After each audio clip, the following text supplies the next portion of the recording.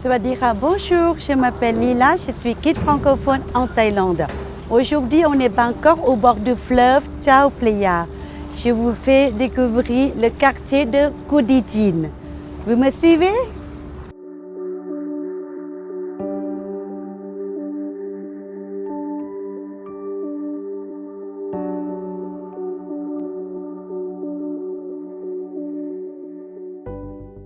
Cô Đi Chinh est l'un des plus anciens quartiers de Bangkok, situé sur la rive ouest du fleuve Chao Phraya.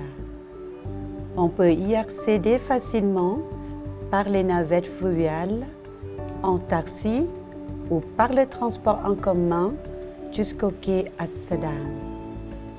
Cette communauté a principalement des origines portugaises et surtout chinoises, mais aussi siamois et musulmans.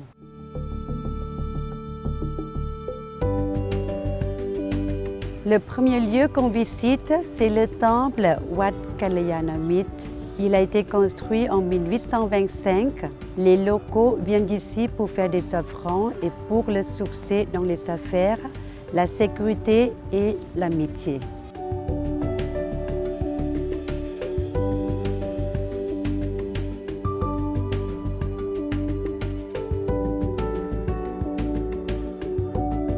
Après le temple bouddhiste, nous voici au sanctuaire chinois Kien An King.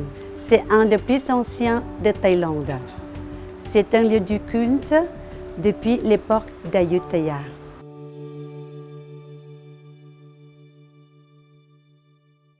Temple, sanctuaire et maintenant l'église. Elle est située au cœur de ce quartier, l'endroit où habitent les descendants des Portugais.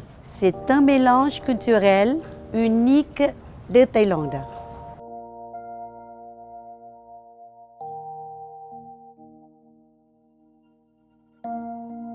Le midi, il faut déjeuner chez Ban Sekun Thong. C'est un endroit unique pour la cuisine sino-portugaise. Regardez cette belle table, je vais vous présenter quelques plats. Ici, nous avons Khnom Chin Keng Kai Khua. C'est le nuit de riz avec poulet au curry. Et celui-ci, Tom Kem Mu portugais, ragoût au porc et légumes. Et celui-ci, c'est le plat spécial, on appelle Chip Nok Thai Sai Kai.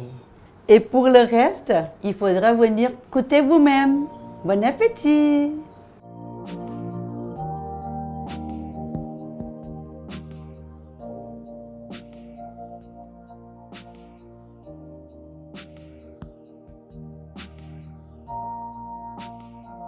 Après ce beau déjeuner, venez prendre le dessert à la pâtisserie Thanu Singh. Il est juste à côté. Je vous emmène à l'intérieur. Cette pâtisserie fabrique une fameuse spécialité d'origine portugaise et chinoise. C'est un petit délicieux gâteau à base de farine de blé, d'œufs de canne et de sucre.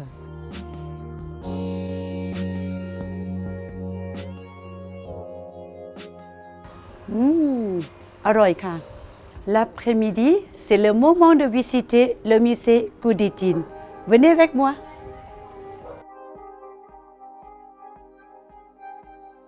Ce musée sino-portugais retrace toutes les histoires des Portugais qui ont vécu au Siam depuis le royaume d'Ayutthaya. Situé dans l'ancienne maison d'une famille catholique qui a décidé de transformer leur maison en musée afin de préserver leur héritage et de partager la culture et les traditions de cette ancienne communauté.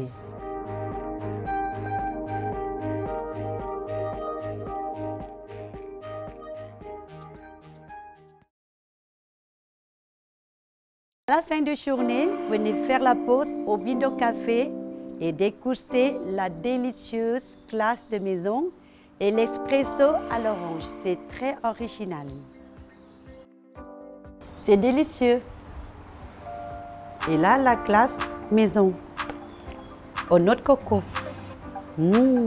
C'est très bon. C'est un autre exemple avec la mosquée Bang Luang.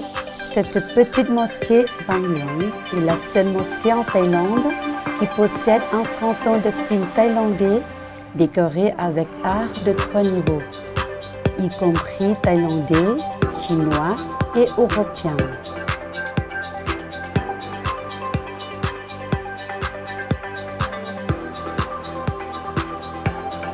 Nous sommes maintenant au Wat Prayora Wongsawa. Ce temple a été construit par une riche famille noble thaï sous le règne du roi Rama III.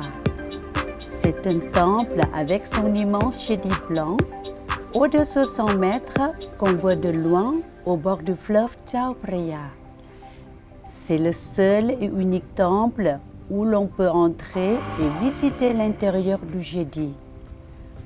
En 2013, le temple a été distingué par l'UNESCO pour la méthode de sa restauration.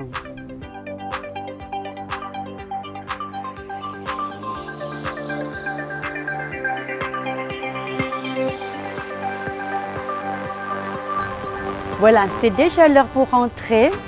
J'espère qu'aujourd'hui, cette visite vous a plu et que vous viendrez visiter ici bientôt.